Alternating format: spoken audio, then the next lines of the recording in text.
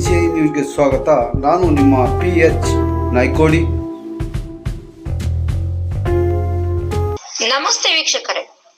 ಕಲಬುರಗಿ ನಗರದ MSK ಮಿಲ್ನಲ್ಲಿರುವ ದೇವಲ್ಗಲ್ಲಿ ಬಡಾವಣೆಯ ward number 40ರಲ್ಲಿ ರಸ್ತೆ ಗುಂಡಿಗಳು, ಚರಂಡಿ, ಕಸ ವಿಲೇವಾರಿ ಹಾಗೂ ಮೋರಿಗಳ ಸಮಸ್ಯೆಗಳು ತೀವ್ರಗೊಂಡಿದೆ.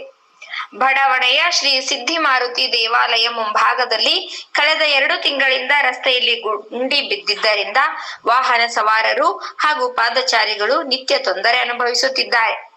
ಮೋರಿಗಳ ಸಮರ್ಪಕ ನಿರ್ವಹಣೆ ಇಲ್ಲದ ಕಾರಣ ದುರ್ವಾಸನೆ ಮತ್ತು ಸಾಂಕ್ರಾಮಿಕ ರೋಗಗಳ ಭೀತಿ ಎದುರಾಗಿದೆ.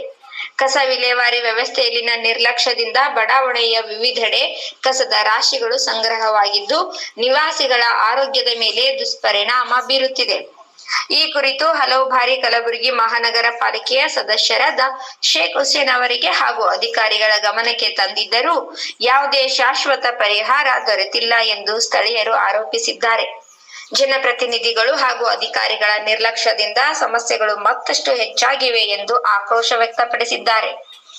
ತಕ್ಷಣ ರಸ್ತೆ ದುರಸ್ತಿ, ಚರಂಡಿ ಸ್ವಚ್ಛತೆ, ಕಸ ವಿಲೇವಾರಿ ಮತ್ತು ಮೋರಿಗಳ ದುರಸ್ತಿ ಕಾರ್ಯಗಳನ್ನು ಕೈಗೊಳ್ಳುವಂತೆ ಸ್ಥಳೀಯರು ಕಲಬುರಗಿ ಮಹಾನಗರ ಪಾಲಿಕೆಯನ್ನ ಆಗ್ರಹಿಸಿದ್ದಾರೆ.